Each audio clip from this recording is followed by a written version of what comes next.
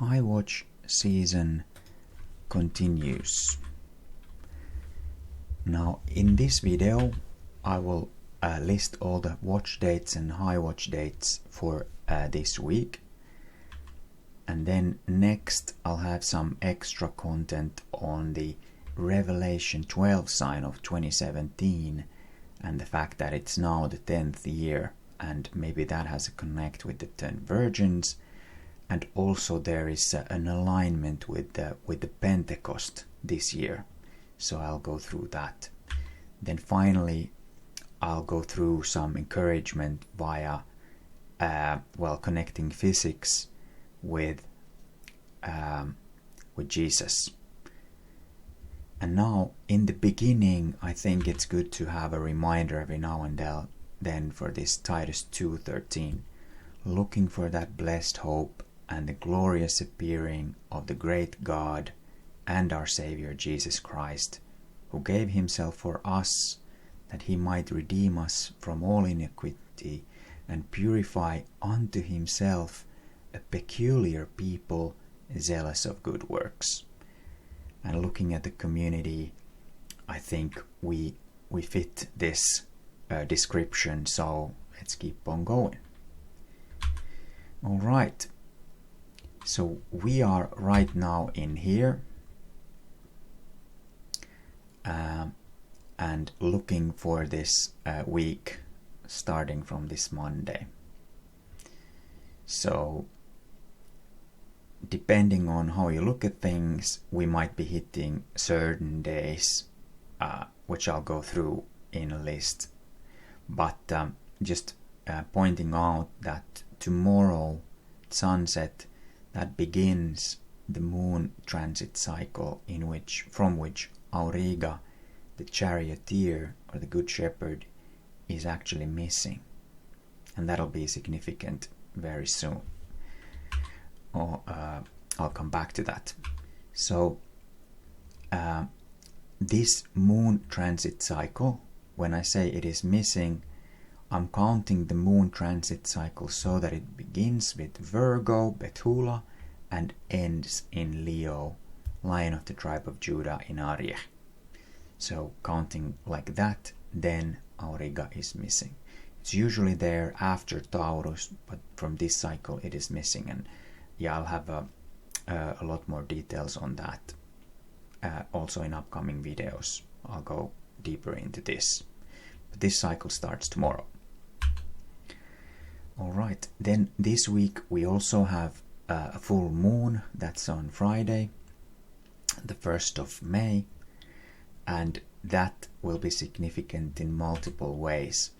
So if we take the fact that Sun only entered Aries 19th of April, so that is after the new moon, which was on the 17th, then we could say the first full moon of this, with this Sun being in the correct constellation, is this one.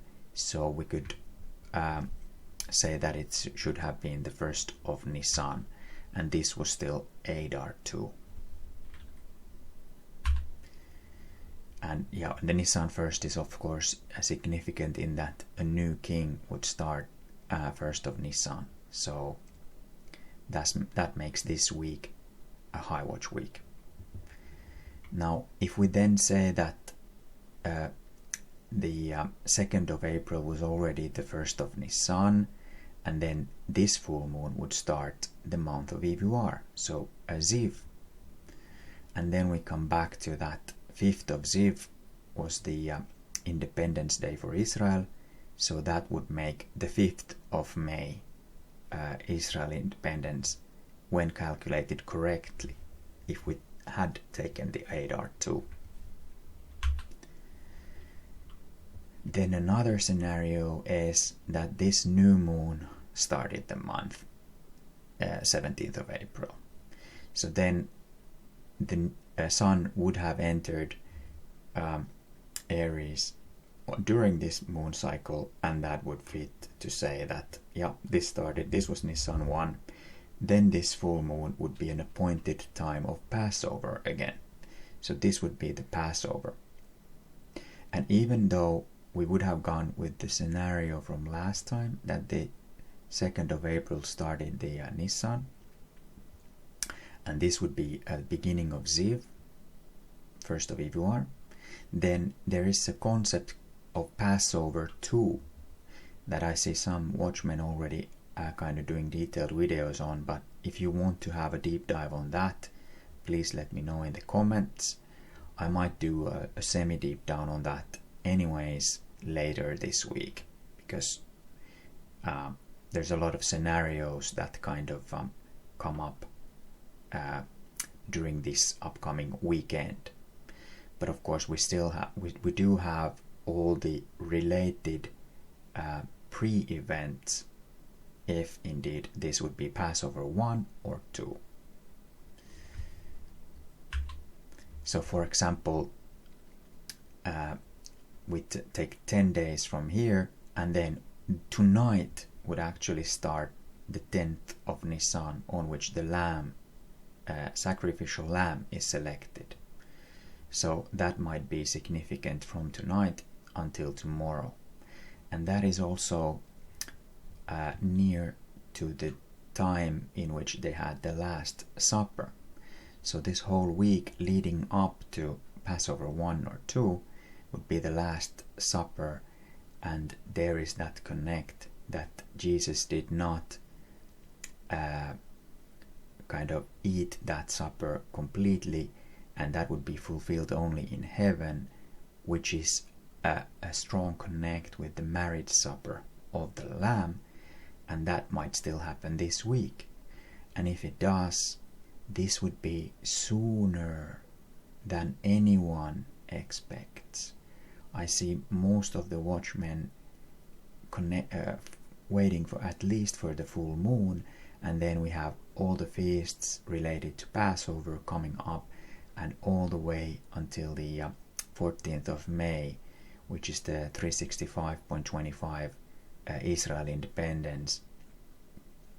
So if something would happen this week, that would be definitely sooner than we expect, and that would fulfill that prophecy. So that's why the whole week again is a high watch week. And 10th of Nisan, this would be the lamb selection actually starting tonight until sunset tomorrow. And if we focus on the sun more than on the moon, because now in these scenarios that I now went through, we're kind of having the moon set the beginning of the month, either from the new or from the full moon in these two different scenarios.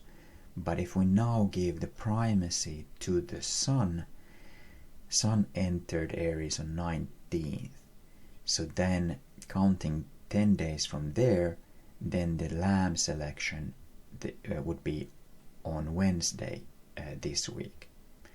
So I might make another video on Wednesday next, and then kind of watch this more carefully. But lamb selection could be tonight or then on Wednesday. And then of course we do have the depending on where you start the count, the 16th, 17th day, May 2nd, May 3rd. Yeah. Alright, moving on to the next topic, which is the Revelation 12 sign. And there are a lot of good videos on this. It's basically the stars were and the planets, our solar system and all the other stars were in perfect positions fulfilling the Revelation 12 description. And that happened in 2017 in September. And now we are in the 10th year, and maybe there is a connect with this 10 virgins parable fulfilling during this last cycle. So here is from the 1111 sign channel, who also has a video on this, in September 2017 was the first one, and that was the Revelation 12 sign. And then Sun has been in Virgo 9 times, and now we're going into the to the 10th this September. But this is also connected with the moon. So looking at the moon transits and Virgo entry and exit times in UTC, also added the equinoxes and the solstices in here. So from September, if we take the moon cycle, that's when moon entered Virgo and was in Virgo during the autumn equinox. And then we had the winter solstice, and then we had the spring equinox, and now we are going into the 9th moon transit this week, from Virgo to Leo, from the first sign to the last one on April 28th. And this is the cycle from which Auriga, the Good Shepherd, is missing. And I'll have more deep dive into that specific topic this week on Wednesday and in the next video. And then we have the May 25th, but according to the Hebrew timekeeping, this is still May 24th when the moon enters the next moon transit cycle into Virgo, and that is the Pentecost alignment with the 10th Virgin before the summer solstice then in June. And there's also another interesting point, is that the 31st of May, which is the blue moon, that is also when the Aldebaran in Taurus, which was in the beginning the sign of the spring equinox, that is in perfect conjunction with the sun on 31st of May. So this moon transit cycle starts right before the equinox, how it was in the beginning. All right. And then finally, now I made this video with AI. I had no control on the video, but it came out like this. And then this morning I got an inspiration to let me just show you while I talk. So we are basically like these souls searching for the truth in time and space and all the dimensions that God has created. And then we find Jesus. Of course, God is in everything. He created everything. He is in everything and holds everything together. When we understand and realize that, and we realize what He did for us and to redeem us and to save us, that is also correct with when you take into account the laws of physics. So if we first look at Titus 2, He is purifying us. We cannot purify ourselves. It is physically impossible for us to do that.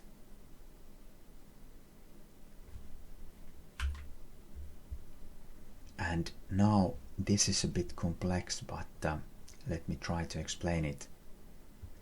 Quantum entanglement means that in physics they found out that if you have two things very close to each other, then after that, when they entangle when they're very close to each other, and then if you take the other part to the other part of the universe and the other to the other part of the universe, they are still linked and there is no delay. So the speed of light is not prohibiting or making it less efficient to communications. And God has created us and is connected to us, is entangled with us. And probably then everyone that doesn't accept him, then the entanglement will be cut off.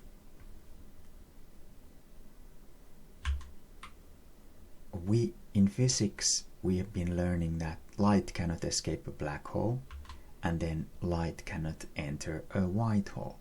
White hole is basically something that stuff comes out of indefinitely, but it cannot go back in, and black hole is stuff goes in and cannot come out. So then in the latest scientific discoveries, they've come up with this estimate. This is always imperfect.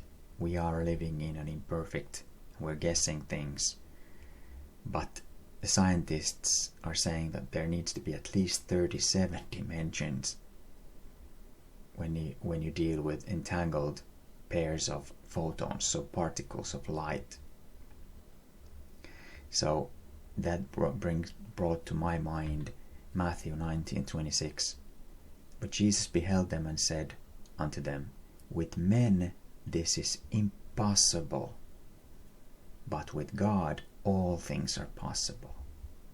We cannot purify ourselves in Titus 2:13-14, but God can purify us.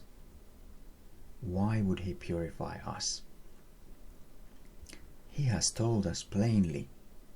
All we need to do is declare with our mouth, with our very limited physical mouth, Jesus is Lord. Yeshua is Lord. And believe in our hearts that he died and God rose him from the dead on the third day. And he will purify us. And I think this whole Exodus journey since September has been purifying us, making us better spiritually. And whatever happens physically, all the sins that you have done and I have done, all the sins during our lives, all of them have happened after Jesus already died for you and me. So, I mean, if you became a believer and after that you sinned, all those sins, Jesus died to purify all those sins as well. So, he knew all the things that you would do already back then. So don't let any sin hinder you or limit you or stop you from doing good works. And that means if there's someone still to be saved or someone needs encouragement, don't let Satan get in between you and you performing that action, still saving someone from the fire. Just do it. Believe in Jesus, that he knew that you would do something already. He knew everything you would do. So just focus on him and we keep on looking for that blessed hope. If you find this information useful, please like and share. I'll see you in the next one. Thank you.